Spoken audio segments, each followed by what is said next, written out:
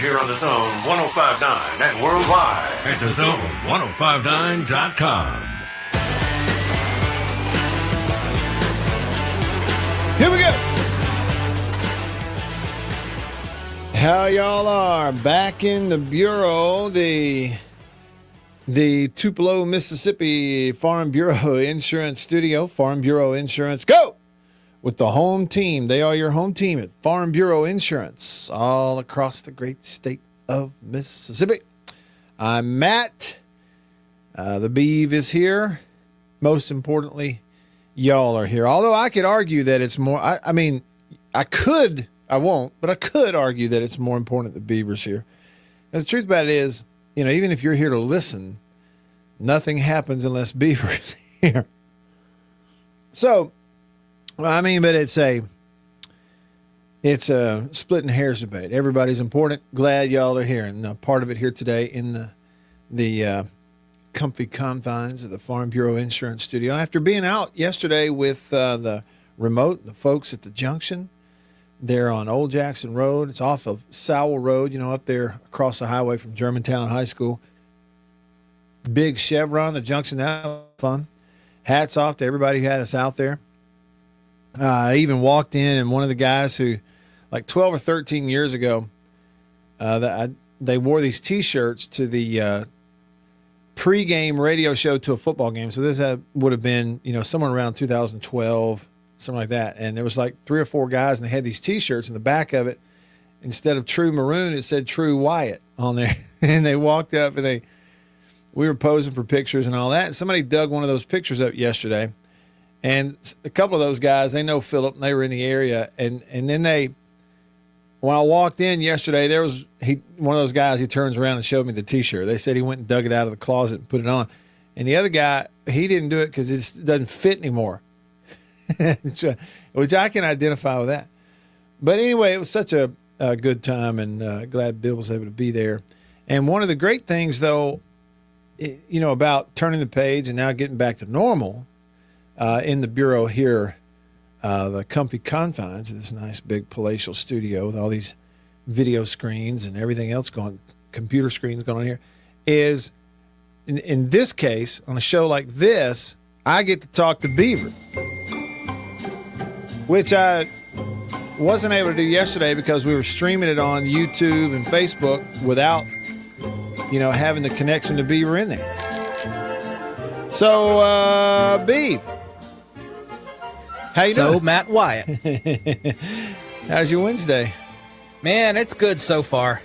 It's also good that you're back where you belong, and by that I mean the correct button. Oh yeah. There's one. The standard button I use to pot you up on this board is not the button we use for remotes. Yeah. So yesterday, a couple times, I wanted to hit that. I was like, nope. Yeah. Yeah. Beav, you're not one of these people who, you completely lose it when things aren't routine, but you lean on routine. Would that be fair to say? I do enjoy the usual, usual routine. I thought you were going to say, I do enjoy a good routine. A good routine. I thought that's where you were going. Well, I missed getting to talk to you yesterday, and I figured everything was hunky-dory with you, and here we are back to normal today. Beef, what do we talk about this time of year? You got any suggestions? July 9th. The only thing we have is the All-Star game coming up next week. Okay. Okay. Home Run Derby. Blah. So I used to love the Home Run Derby, too. Matt Wyatt. I used to. Key phrase. Used to. I used to love it too. Why don't you love it anymore? I don't. You know what? I honestly don't know. When I say used to, I mean as recently as about 4 years ago. Yeah. I still watched it, but the last 3 years or so, I just got out of it. Well, I will admit, Beaver, part of it for me, I think, was that I started running into watching the last few, and I didn't know anyone in it, in the Home Run Derby. I don't know, and that's nobody's fault but mine. But there for a while, especially if you go way, way back, like when Chris Berman was in his heyday doing the back, at the Home Run Derby stuff. Who are the participants this year? Okay. Cal Raleigh from the Mariners is in it. So he's in the home run derby. James Wood from the Nationals is in it this year. Byron Buxton from the Twins. O'Neill Cruz from the Pirates. Junior Caminero of the Rays is in it, which I'm looking forward to. I've kind of gotten to know him. But I think I just named the participants. I mean, I may be wrong, but I think I just named it. Let me try it one more time here. Let me try another link and just make sure that these things do agree. 2025 Major League Baseball Home Run Derby. Okay, Acuña's in it also. So Ronald Acuña Jr. from the Braves. So that, I got to be honest, Beaver, the combination of getting to see Acuña from the Braves and Caminero from the Rays in this one, I am now officially looking forward to watching the Home Run Derby this year. You know, if Pete Crow Armstrong hadn't come out recently and said, I'm not going to do it, I might be inclined to jump back in with you. Really? Who? Did you say Pete Crow Armstrong? AKA PCA. From the Cubs, who you need to stop sleeping on. Okay. Second best record in the National League. Yeah, I do need to stop sleeping on that. Man, you know, I've been watching and pulling for the Rays here this summer, but they've hit the skids here before the All-Star break. Like losing streak, and meanwhile, the Blue Jays they're on a winning streak of 7-8 games or whatever it is. They've catapulted into first place. But anyway, okay, so let's see. Yeah, Acuña, he'll win it. I'm just telling you, Acuña is going to win it. That may take some of the drama away from it. Yeah, okay, so you got that. Hey, here's the other thing, Beav. I'm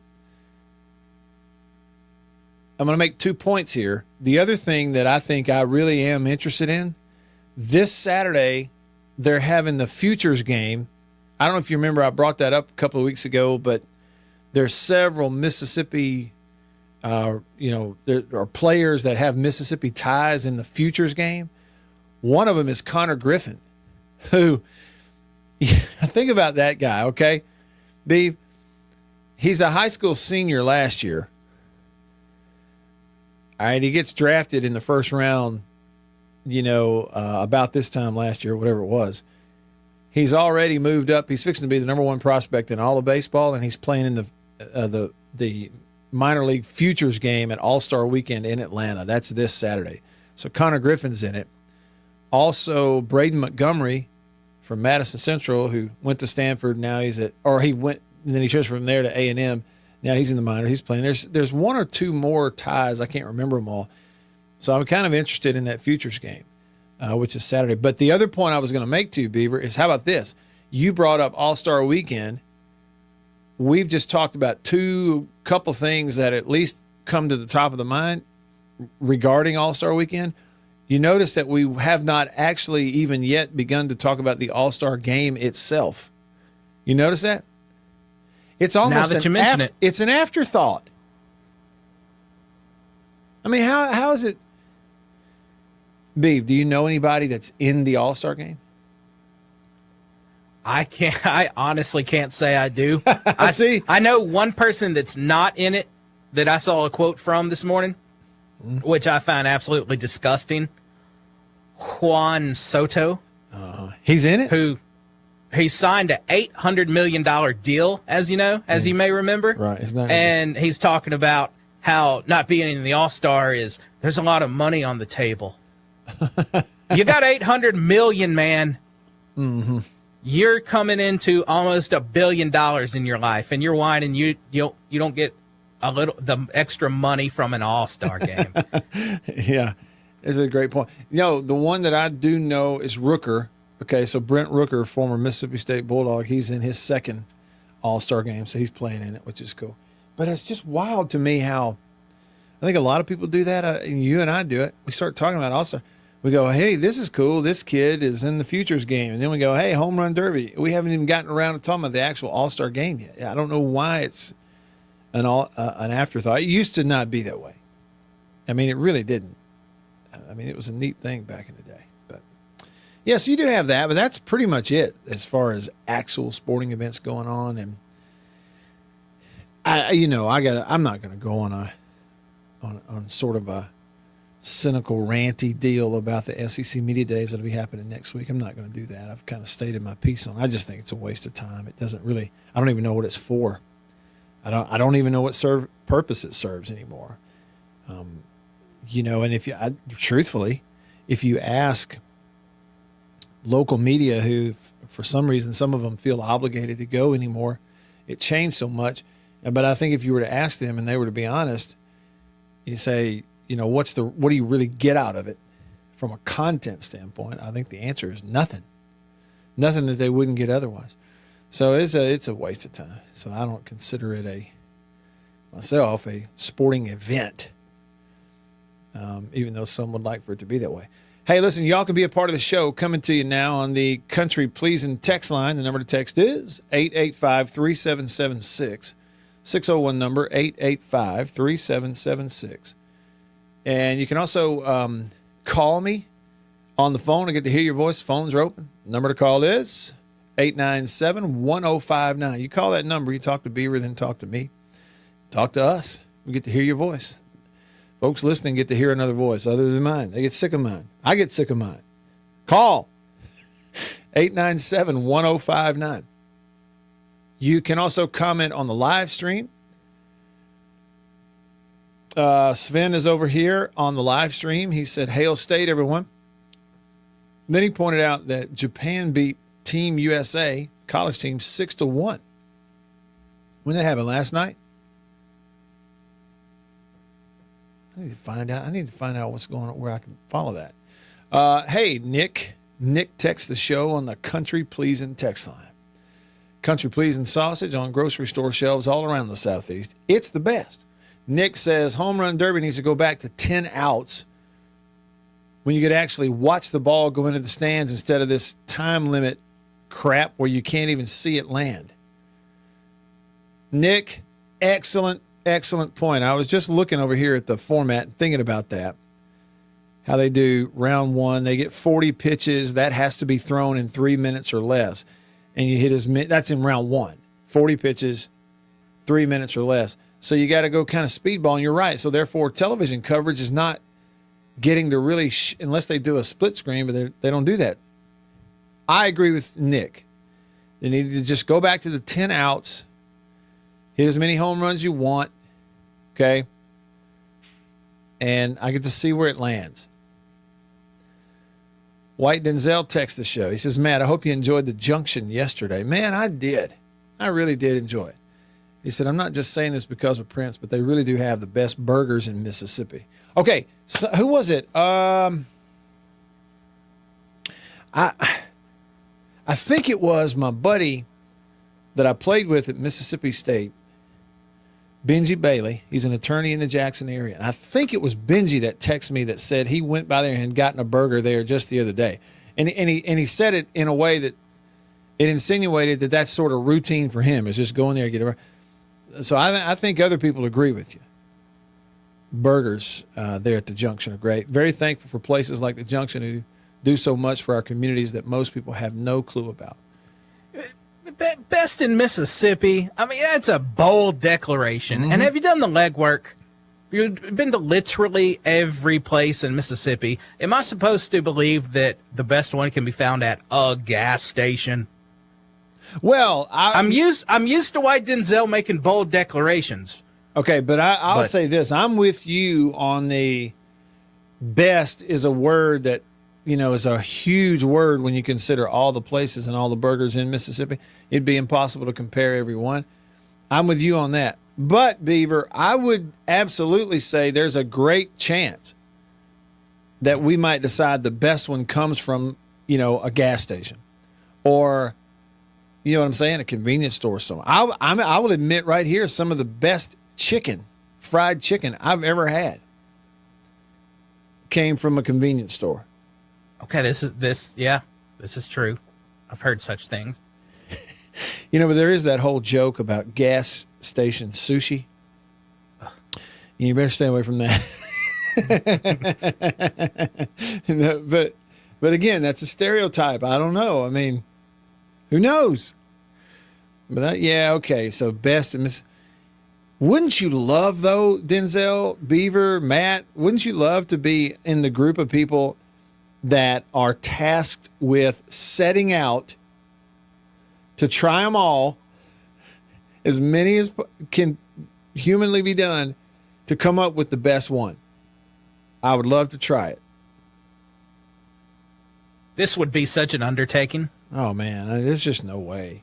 I don't even know how we would find out literally every place in just one city. Well, you'd have to do it this way, Beaver. You'd have to run like a huge promotion and do a contest thing where you go to places and anybody that wants to participate can show up and like enter. Therefore, like some of it would be eliminated just by the fact that you can't get to all of them. So you'd have to have them come to you somehow, like have a competition in this area and in this part of the state and that.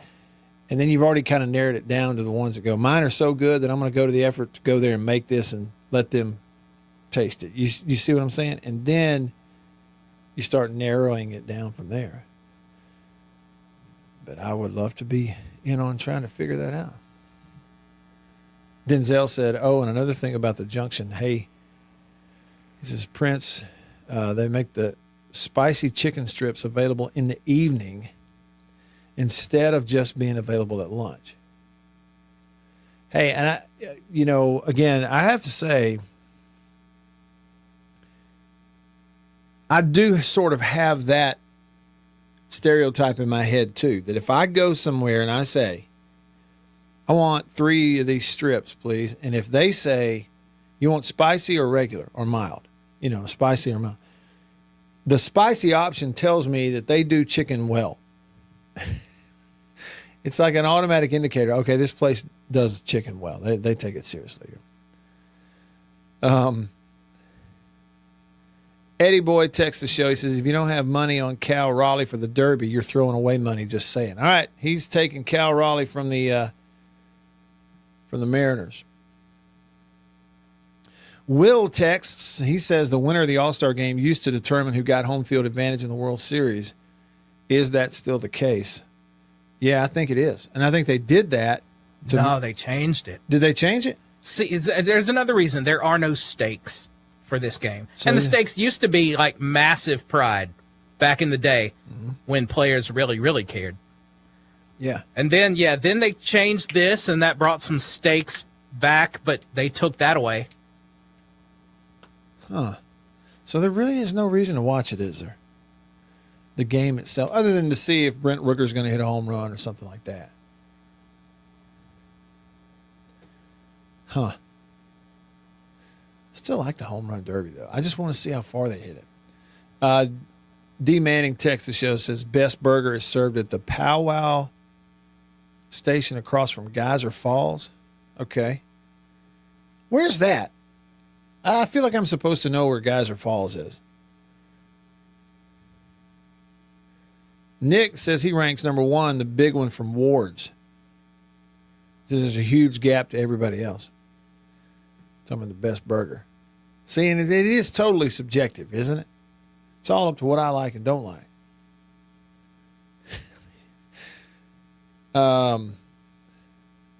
Will also says he's going to second that regarding Cal Raleigh being the home run derby champ.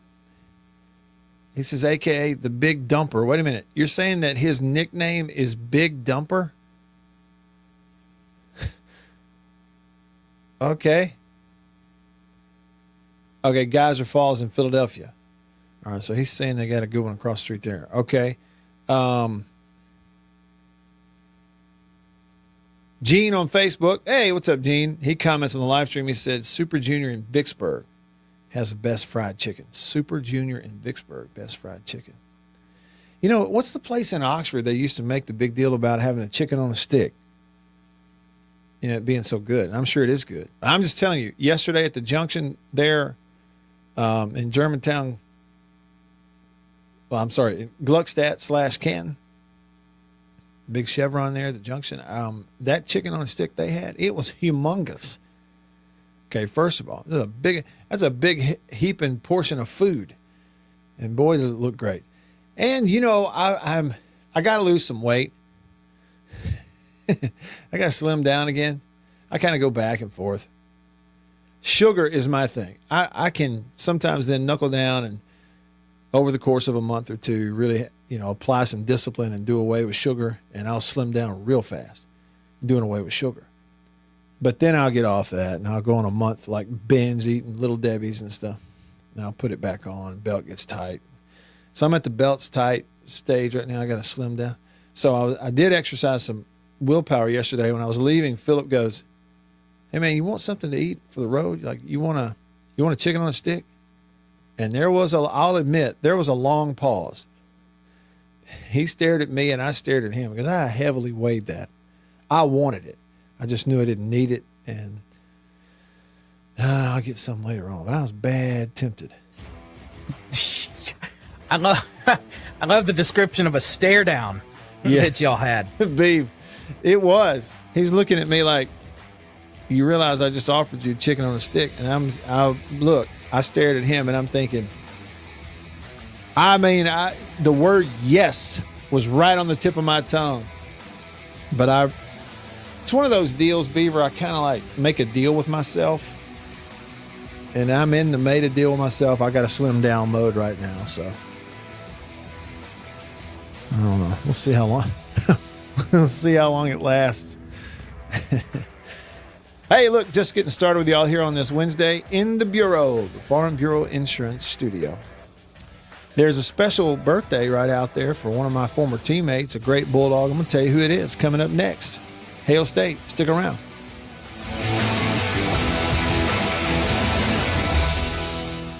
Y'all heard me talk about Murray West and murraywest.com. They made the hat that I'm wearing. Got the Natchez Trace logo on it. I've told you a little bit about what they are. Contract embroidery company here in Mississippi. Started back in 1996, family owned. They do a phenomenal job, and I got to go visit their place up in New Albany. Let me show you a little bit about it.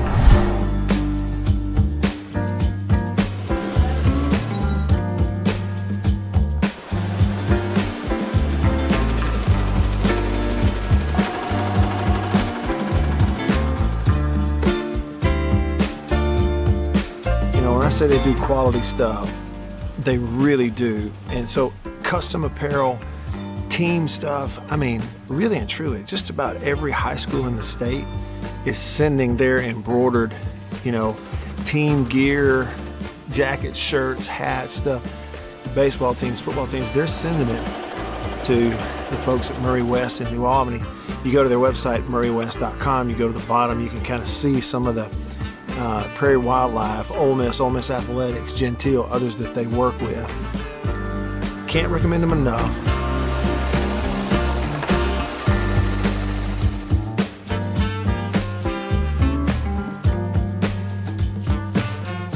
If you need your logo printed, embroidered, sewn on to anything, custom apparel and other stuff, make sure you go there.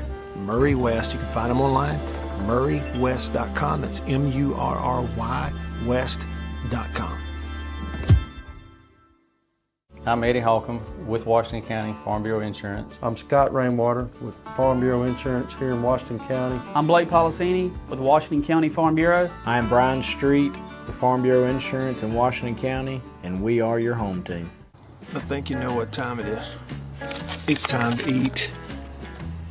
Country pleasing, jalapeno and cheddar, green onion. And no, it's not a grill, see that?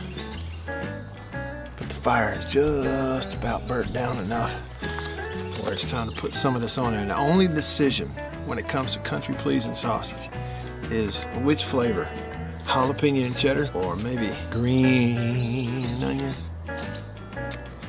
Both. Break me off a piece of that. Look at that. You know what that is? That's real green onion. Like that monkey who set his tail on a railroad track. It won't be long now.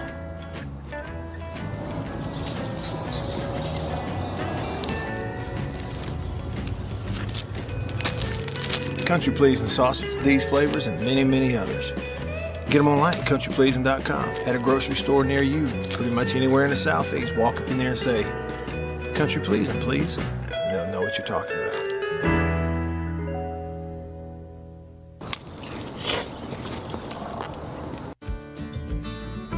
I was born and raised in Greenville. I've always called Greenville home. This is where I, was raised, went to high school, graduated high school, worked all my life here, leading up to going to college. So even when I moved from Greenville, I always told people, they asked me where you're from, I always said I'm from Greenville. I have mother, father, brother, niece, aunt, all live here in Greenville. So this is home. This is where I, live, and I've just always called it home. Small town, I feel like I could walk in any place tomorrow and know 2 to 3 people in there. It's small town. Someone's on the side of the road broken down. Hey, you need a boost, flat tire, you need help changing it. That's just kind of, what I love about this area. The blues and the food and everything that comes along with the Mississippi Delta that I love. I tell people all the time, my business cards have my cell phone number. You're going to hear about them all and get to talk about it with Matt Wyatt right here, right now on the Zone 105.9 and worldwide at thezone1059.com.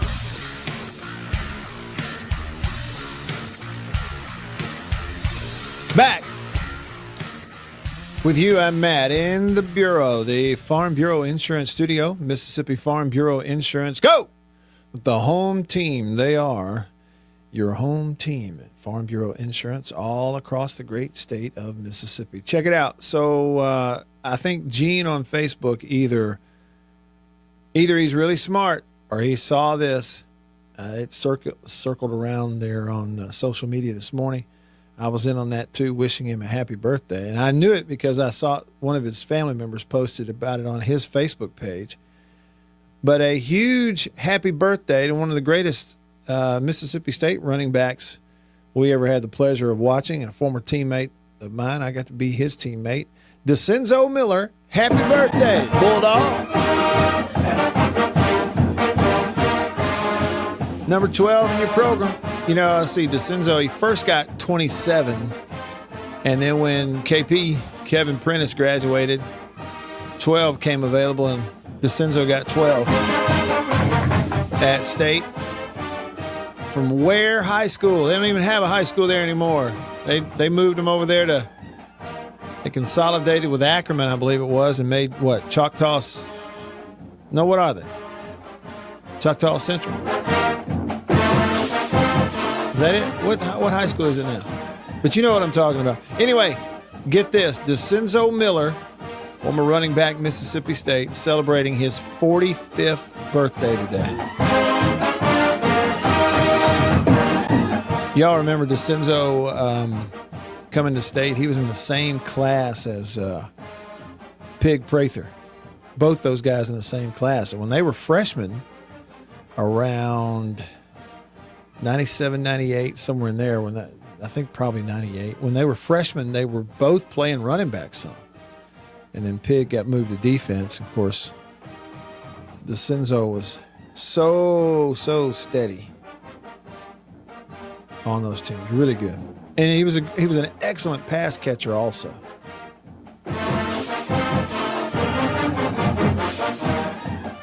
Happy birthday, 𝐷icenzo.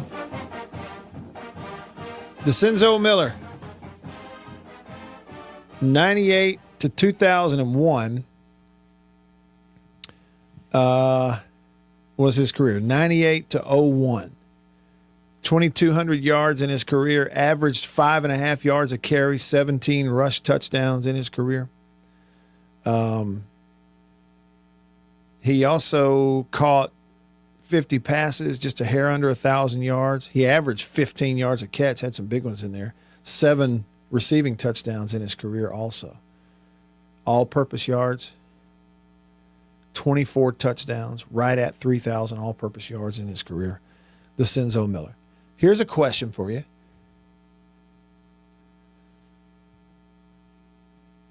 Who are the greatest running backs in Mississippi State history? Okay. You know how Beaver and I were talking about Denzel texted earlier, and he was like, hey, the Junction has the best burger in the state of Mississippi. Remember that?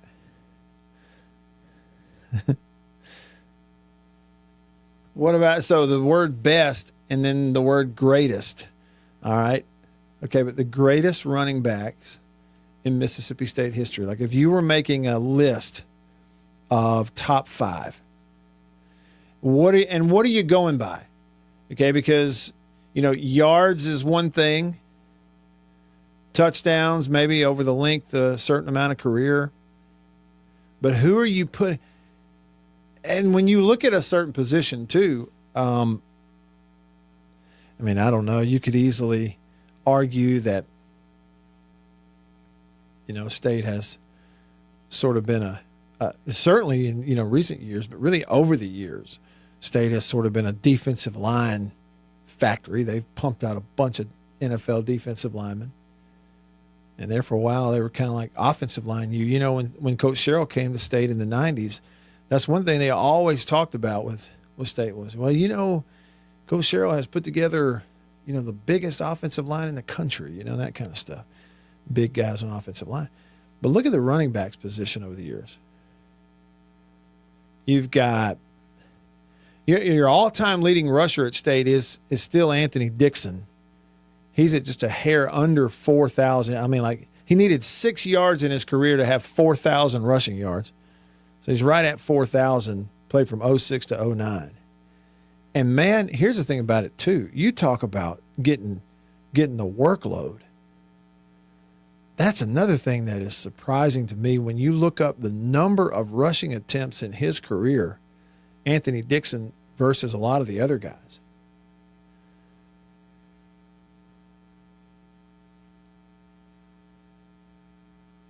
Yeah, look at this. So not only is Anthony Dixon the leading rusher in State history in terms of yardage, he has the most carries of anybody that's ever played at State with 910 carries. He had 300 more carries than Nick Fitzgerald. Nick Fitzgerald carried the ball the second most of anybody that's ever played at State. He was a quarterback, 601 carries. But again, if you look at yards, Dixon's your leading rusher. Fitzgerald's actually second leading, but he didn't play running back. You had Norwood. Jarius Norwood is your third leading rusher all time, 02 to 05 for Jarius. 573 carries. He was at 3,222 yards.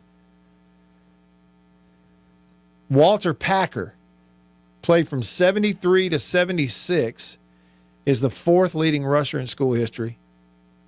Just a hair under 3,000 yards in those seasons for him, and he averaged almost 6 yards a carry. Fifth leading rusher in school history is Michael Davis, 91 to 94. Sixth leading rusher, Michael Haddix, 79 to 82. Was a high draft pick, played in the NFL. Seventh leading rusher is Eris Williams. And listen, don't get me started. Today's not the day for it. Having a good day, not mad about anything. Don't get me started on what they did, what Coach Moorhead and his staff did to Eris Williams. Don't get me started on it. Because even with what they did to him that last year, Eris Williams is still the seventh leading rusher in school history. He was there from 15 to 18. Ladarius Perkins from 2010 to 2013 is number 8 on the all-time. Kylan Hill is number 9 on the all-time, 17 to 20.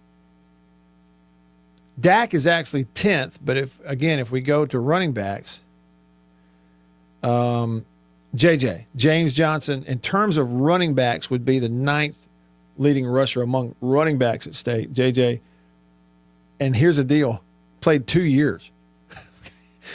So in terms of running backs, he's in the top 10 productive and played for 2 years. In 2 years, he has 2,452 rushing yards and 24 rushing touchdowns. Like, huge underrated. I don't know if you extrapolate it out. You could do yards per carry. I'm not doing the math right now. Let's see. Okay, here it is. They got it. So JJ was at 5.5 yards a carry in his career. Anthony Dixon was at 4.5 in his career. JJ played on better teams, but he only played for 2 years. A guy like J.J. Johnson plays on those 90s teams for 4 years.